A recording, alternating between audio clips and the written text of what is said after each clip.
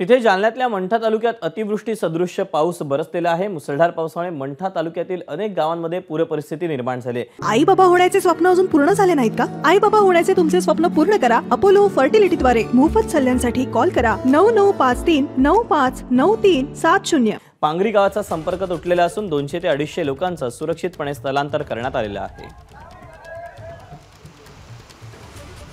मंठ्यातली आपण ही सगळी दृश्य पाहतो आहोत। जालन्यातला मंठा गावामध्ये पूरसदृश्य परिस्थिती तिथे निर्माण झालेली आहे। अतिवृष्टी झाल्याची देखील परिस्थिती या ठिकाणी निर्माण झालेली आहे।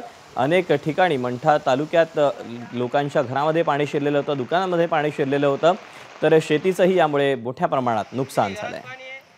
तर दुसरीकडे पांगरी गावाचा संपर्क तुटलेला असून या ठिकाणच्या 200 ते 250 लोकांचं सुरक्षितपणे स्थलांतर देखील करण्यात आलेलं आहे।